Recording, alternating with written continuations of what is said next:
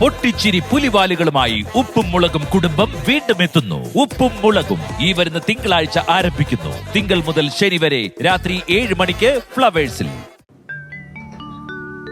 കശുവണ്ടി പരിപ്പിനൊക്കെ വില കൂടിയിടാം. അതിനെന്താ, നമ്മൾ വാങ്ങാറില്ലല്ലോ. എറണാകുളത്ത് പ്രമുഖ തിയേറ്ററിൽ റിവ്യൂവേഴ്സ് തമ്മിൽ കൂട്ടിലിടിച്ച് മൈക്ക് പൊട്ടിയ അതിന് ഞങ്ങൾ എന്ത് ചെയ്യണം? എടാ, വായിക്കാൻ കൊള്ളാവുന്ന ഒരൊറ്റ വാർത്ത ഇതിലില്ല കേട്ടാ.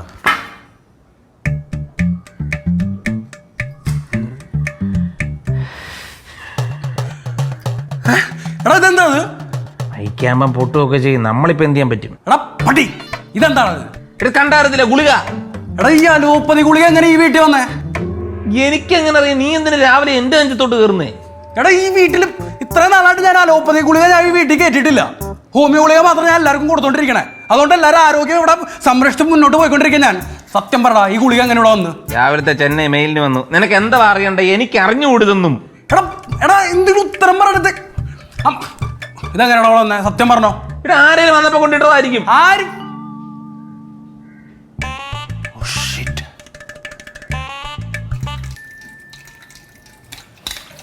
അമ്മേ, എന്താ? അതന്നെ ഞാനും ചോദിക്കേണ്ടത് എന്താന്ന്. അതെ, ഞാനങ്ങ് പൊക്കോട്ടെ. നീ പോണ്ട, ഇതിനൊരു തീരുമാനം ഉണ്ടാക്കിയിട്ട് നീ പോയാ മതി. ഇതെന്താണ്? നീ എന്താണ് രാവിലെ എന്നെ പേടിപ്പിക്കുന്നത്? ഉത്തരം പറ. ചോദിക്കടാ. എന്റെ സ്വന്തം ആരോഗ്യത്തെക്കാളും കൂടുതൽ ഇവിടെ ഉള്ള ബാക്കിയുള്ളവരുടെ ആരോഗ്യത്തിനെ ഞാൻ വില കൽപ്പിച്ചേക്കുന്നത്. അതിനിപ്പോ എന്നാ പറ്റിയേ? അമ്മ, വർഷങ്ങളായിട്ട് വീട്ടിൽ സംഭവിക്കാത്ത അനിഷ്ട സംഭവങ്ങൾ ഇവിടെ സംഭവിച്ചോണ്ടിരിക്കുന്നത്. നീ ഇങ്ങനെ വിഷമിപ്പിക്കാത്ത കാര്യം പറ മക്കളെ. ഞാനങ്ങ് പൊക്കോട്ടെ. നീ ചുമ്മാ ഇരി അവിടെ. എടാ, എന്നാടാ മക്കളെ കാര്യം പറയടാ. അയ്യോ, എന്റെ മക്കളെ മണ്ണൊക്കെ എന്നാ പറ്റിയടാ? നീ എന്തിനാണ് അമ്മയോടൊക്കെ മറച്ചു വെച്ച? എന്റെ മണ്ണൊക്കെ എന്നാ പറ്റിയടാ? അപ്പോഴത്തേക്ക് അങ്ങ് ഇതെന്താ സാധനം എന്നുള്ളത് കണ്ട? ഇത് ഗുളികയല്ലേ? ഗുളി വെറും ഗുളികയല്ല, അലോപ്പതി ഗുളിക. അത്രേ ഉള്ളോ? അത്രേ ഉള്ളൂ. അത് തന്നെ ഞാൻ ഈ പറഞ്ഞോണ്ടിരുന്നത്. നിന്നെ പാരെങ്കിലും വിളിച്ചാ ഇറങ്ങി പോണക്കാ. ഇവിടെ ഒരു 1000 വട്ടം ഞാൻ പോട്ടെ ചോദിച്ചല്ലേ, എന്നെ പിന്നെ ഇവിടെ പിടിച്ച് നിർത്തിയേ. ഇതൊരു കഷ്ടമാ. പോടാ. എന്നാ പോകുന്നില്ല. ഇത് എങ്ങനെ വന്നേന്നുള്ളത് എനിക്ക് നല്ലോണം അറിയാം. അമ്മ, ഒരു ഗ്ലാസ് വെള്ളം അവിടെ ഇരിപ്പുണ്ട്.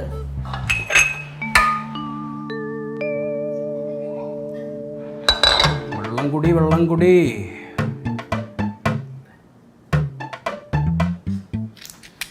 കൺഫേംഡ്. അച്ഛാ, കൺഫേംഡ്. കൺഫേം ആയാ? എവിടുന്നാ പെണ്ണ്? അച്ഛാ, അവളിവിടെ വന്ന് ഇവിടെ നിന്ന് അതിനൊന്നും നമുക്കിവിടെ ഒരു പ്രശ്നമില്ല. പക്ഷെ ഈ വീട്ടിലത്തെ ചിട്ടകള് അത് തെറ്റിക്കാൻ ഞാൻ സമ്മതിക്കില്ല. അത് നീ അവളോട് പോയി പറ. ആരോട്?